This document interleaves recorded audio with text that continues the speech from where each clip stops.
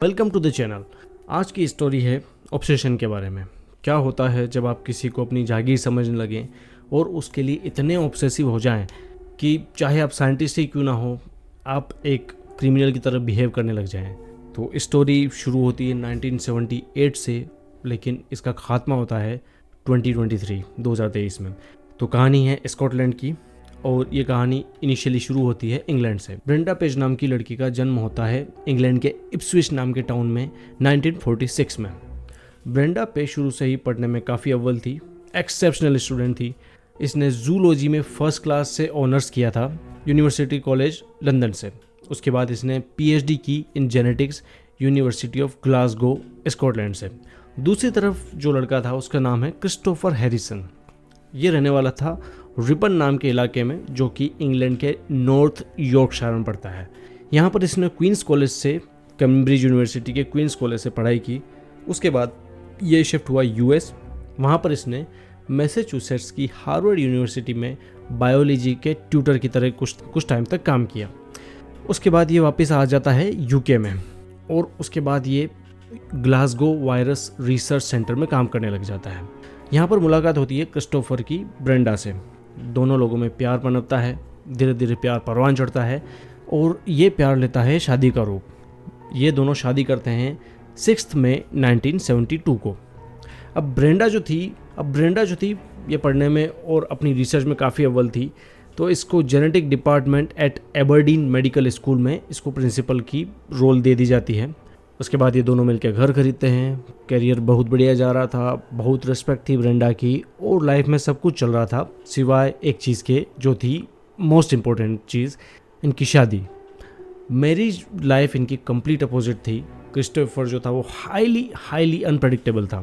कभी वो ब्रेंडा से प्यार से बात करता, कभी वो उसके साथ मारपीट करने लग जाता, बहुत हद तक ऑब्सेसिव, बहुत अब्यूसिव और डोमेस्टिक वायलेंस आए दिन होता रहता था। और ये सब कहना था ब्रेंडा की बड़ी बहन रीटा का। और क्रिस्टोफर के इस बिहेवियर की वजह से ब्रेंडा को कई बार हॉस्पिटलाइज भी होना पड़ा। क्रिस्टोफर से परेशान होकर ब्रेंडा 1976 में डिवोर्स के लिए फाइल करती है। डिवोर्स के लिए जैसे ही फाइल करती है उसके बाद वो अपने हस्बैंड की फैमिली को छोड़ के एलन स्ट्रीट नाम की जगह पर मूव कर जाती है।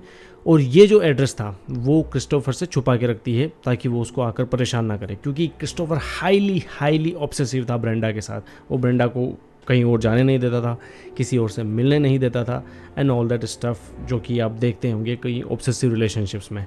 तो ब्रेंडा ने कुछ दिन तक तो अपना जो एड्रेस है उसको छुपा कर रखा, लेकिन समहाउ क्रिस्टोफर ने वो एड्रेस उसका ढूंढ ही लिया और उसके बाद वो ब्रेंडा को वहाँ पर भी परेशान करने लगा। इसके लिए ब्रेंडा कोर्ट की हेल्प लेती है। अब चूंकि ब्रेंडा ने डिवोर्स के लिए अप्लाई कर रखा था, तो कोर्ट ब्रेंडा को तब तक के लिए सेफ्टी देती है, सिक्योरिटी देती है जब तक कि उनका डिवोर्स नहीं हो जाता।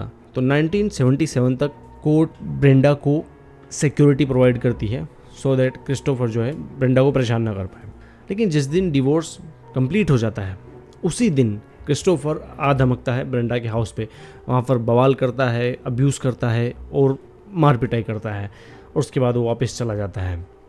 अब यहाँ पर रीटा जो है वो बताती है कि ब्रेंडा की जो फ्रेंड है, उनके जो रिलेटिव हैं, वो बताते हैं कि ये जो क्रिस्टोफर नाम का शख्स है ये काफ़ी दिन से ब्रेंडा के यहाँ आता है, इसको परेशान करता है, इसको स्टॉक करता है बेसिकली, और इसका पीछा नहीं छोड़ता है। वो हाईली ऑब्सेसिव है इसके साथ। ब्रेंडा यहाँ पर रहती है अपनी 3 कैट्स के साथ और पैसों की शॉर्टेज से परेशान आकर वो न्यूज़पेपर में एक रिक्रूटमेंट के लिए अप्लाई करती है और रिक्रूटमेंट थी फीमेल एस्कॉर्ट। आपने शायद कई बार सुना होगा फिल्म्स में, लाइक देसी बॉयज़ में था, जहाँ पर 2 लड़के मेल एस्कॉर्ट बनते हैं लड़कियों की सेक्स की नीड के लिए, उनको हायर किया जाता है पैसे देकर।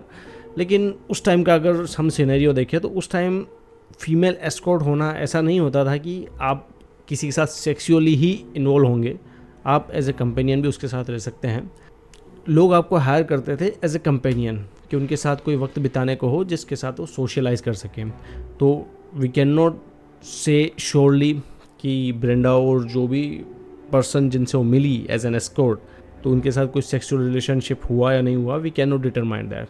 तो जैसे ही एस्कॉर्ट के लिए ब्रेंडा ने अप्लाई किया उसके बाद वो कई अलग अलग लोगों के साथ रेस्टोरेंट में जाती, उनके साथ खाना खाती और साथ ही साथ वो अपनी लैब में भी काम करती। अपनी जो लेबोरेटरी थी जहाँ पर वो प्रिंसिपल थी वहाँ पर भी वो कई घंटे काम करती। तो एक दिन हुआ ये, 13 जुलाई 1978 को ब्रेंडा को दो बिजनेसमैन से मिलना था। ब्रेंडा और इसकी एक फीमेल दोस्त थी, तो दोनों को मिलना था एक बिजनेसमैन से एक लड़की, दूसरे बिजनेसमैन से दूसरी लड़की बेसिकली। तो होटल का नाम था ट्री टॉप होटल। लेकिन इशू ये हुआ कि ब्रेंडा की जो फ्रेंड थी वो आने से मना कर देती है कि उसको कुछ काम है। तो ब्रेंडा अकेली उन दोनों शख्स से मिलने जाती है, उनसे मिलती है। रात को 2:30 बजे वो ट्री टॉप होटल से बाहर निकलती है। एक गाड़ी उसके सामने रुकती है, गाड़ी वाला लिफ्ट ऑफर करता है, लेकिन ब्रेंडा रिजेक्ट करती है और पैदल पैदल अपने घर की तरफ जाती है। 14 जुलाई को ब्रेंडा अपने ऑफिस पे नहीं पहुंचती, बेसिकली अपनी लेबोरेटरी में नहीं पहुंचती। ब्रेंडा के ऑफिस वाले परेशान होते हैं, ब्रेंडा के घर की तरफ आते हैं, ब्रेंडा के नेबर्स को अप्रोच करते हैं। ब्रेंडा की एक नेबर थी एलिजाबेथ गॉर्डन, उसके पास ब्रेंडा के मकान की स्पेयर की पड़ी थी, तो वो स्पेयर की लगा के दरवाज़ा खोला जाता है। अब जब दरवाज़ा खोला जाता है तो फिर देखने को मिलता है वहाँ पर एक शॉकिंग सा सीन, एक डेड बॉडी जिसके ऊपर ब्रूटली बहुत बार वार किए गए हैं। काउंट करने पर पता चलता है कि 20 बार उसके ऊपर हमले किए गए हैं हेड पे, और फेशियल इंजरीज उसके इतनी ज़्यादा हैं। चादर जो उस पर ब्लड स्टेन है, सिर और मुंह पर मल्टीपल टाइम्स अटैक किया गया है, जिससे फेशियल और हेड की इंजरी बहुत सीवियर है। इसके बारे में रीटा को पता चलता है, रीटा की फैमिली को पता चलता है, सब लोग आते हैं। जब पुलिस इन्वेस्टिगेशन करती है तो पता चलता है कि घर के पीछे की रियर विंडो से शायद कोई आया होगा, क्योंकि रियर विंडो का कांच टूटा हुआ था और वो ताक लगा कर बैठा हुआ कि कब ब्रेंडा आएगी, और जैसे ही ब्रेंडा आएगी वो उस पर अटैक करेगा। क्राइम सीन देखने पर पता चला कि रोबरी का कोई साइन नहीं है, कोई लूटपाट नहीं हुई है, सिर्फ इसका कत्ल हुआ है। सिर्फ एक चीज़ गायब है, वो है ब्रेंडा का डार्क ग्रीन बैग। अब जो दो बिजनेसमैन थे उनसे क्रॉस वेरिफिकेशन किया जाता है, लेकिन उन दोनों को छोड़ दिया जाता है क्योंकि कोई भी चीज़ इस्टेब्लिश नहीं हो पाती है। उसके बाद ब्रेंडा के एक्स हस्बैंड को बुलाया जाता है और उससे भी पूछताछ की जाती है, लेकिन उस पूछताछ में भी कोई कंक्रीट चीज़ निकल कर नहीं आती। इसके अलावा एक्स हस्बैंड की एक फ्रेंड थी एलिसा क्रिस्टी, ये बताती है कि ये जो शख्स था क्रिस्टोफर हैरिसन, जो कि इसका एक्स हस्बैंड था, ये उस कत्ल वाली रात को बोलता है एलिसा क्रिस्टी से कि आज मैं ब्रेंडा को मार डालूंगा गुस्से में। तो एलिसा क्रिस्टी को इनिशियली लगा कि हो सकता है वो सिर्फ गुस्से में बोल रहा हो, वो जेन्युइनली ऐसा करने वाला है नहीं, लेकिन चीज़ यह है कि ये चीज़ इस्टेब्लिश नहीं हो सकती। अब रीटा जो है उसने बताया कि ब्रेंडा ने उसको एक लेटर दिया था कि अगर मेरा मर्डर हो जाता है, मेरा कत्ल हो जाता है या कुछ भी मेरे साथ अनहोनी होती है तो प्लीज़ मेक श्योर करना कि मेरा पोस्टमार्टम ज़रूर हो। और वो अपनी सारी जायदाद अपनी बहन और भतीजों के नाम करती है, क्योंकि कहीं ना कहीं ब्रेंडा को भी ये आइडिया था कि उसके साथ ऐसा कुछ हो सकता है। अब इनसफिशिएंट एविडेंस होने की वजह से रिलीज़ कर दिया जाता है क्रिस्टोफर को। 6 दिन के बाद क्रिस्टोफर पब्लिकली सबके सामने आता है और अपनी हार्ट फेल कंडोलेंसेस देता है ब्रेंडा के लिए कि ब्रेंडा के साथ जो भी हुआ बहुत बुरा हुआ, ऊपर वाला उसकी आत्मा को शांति दे एंड ऑल दैट। तो यहाँ पर क्रिस्टोफर बिल्कुल नीट एंड क्लीन सबकी निगाहों से बचकर निकल जाता है। अब ब्रेंडा की लाश को इप्सविच में ही दफना दिया जाता है। 14 साल बाद उसकी माँ को भी वहीं पर दफनाया जाता है। जब 83 ईयर्स की होती है तब उसकी माँ की भी डेथ हो जाती है, तो दोनों माँ बेटी को एक साथ दफना दिया जाता है।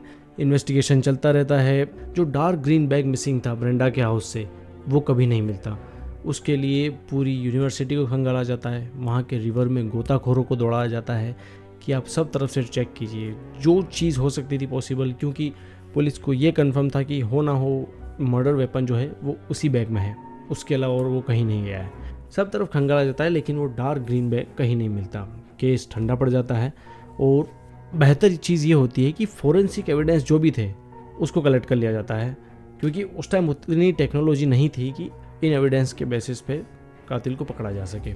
अब 4 दशक बाद, 40 साल बाद, फरवरी 2015 में लॉर्ड फ्रैंक मलहोल्ड नाम का एक जज है, वो इस केस को री इन्वेस्टिगेट करने की अनुमति देता है। अब वापस से सारे के सारे लोगों का री इंटरव्यू किया जाता है, सबसे कुछ ना कुछ इनपुट लिया जाता है। ये जो टाइम है 40 साल बाद, इस टाइम तक डीएनए प्रोफाइलिंग ये भी आ चुकी थी और इसको अप्लाई किया जाता है। अब डीएनए प्रोफाइलिंग भी इस केस में लाई जाती है। अब डीएनए प्रोफाइलिंग करने से पता चलता है कि उस कमल पर एक सीमन था और इस सीमन के क्रिस्टोफर हैरिसन से मिलने की प्रोबेबिलिटी किसी भी दूसरे आदमी के कंपैरिजन में 590 मिलियन टाइम्स ज़्यादा थी। मतलब ये श्योर शॉट क्रिस्टोफर हैरिसन का सीमन था। और ऐसे कई सारे एविडेंस लाए जाते हैं और केस चलता है लंबा। और 2023 में 82 साल की उम्र में क्रिस्टोफर हैरिसन को लाइफ इम्प्रिजनमेंट की सज़ा दी जाती है और साथ में ये कि 20 साल से पहले इसको पेरोल नहीं मिल सकती। अगर उसको पेरोल चाहिए तो वो 102 साल की उम्र में ही पेरोल के लिए अप्लाई कर सकता है। हालांकि क्रिस्टोफर फिर भी इसी बात पर रहा कि वो गिल्टी नहीं है, वो बेगुनाह है और उसने आज तक अपना क्राइम एक्सेप्ट नहीं किया। इसकी अगर आप डॉक्यूमेंट्री देखना चाहें तो वो BBC 2 और BBC स्कॉटलैंड इनके यूट्यूब चैनल पर अवेलेबल है। जनवरी 2024 को रिलीज़ हुई थी और ये जो कहानी है, ये रियल लाइफ जो इंसिडेंट है, इसकी सारी डिटेल्स है मैं डिस्क्रिप्शन में भी ऐड कर दे रहा हूँ, तो आप वहाँ से इसके बारे में ज़्यादा इन्फॉर्मेशन ले सकते हैं। आई होप आपने इस कहानी को एंजॉय किया होगा। Thank you so much. Have a good day.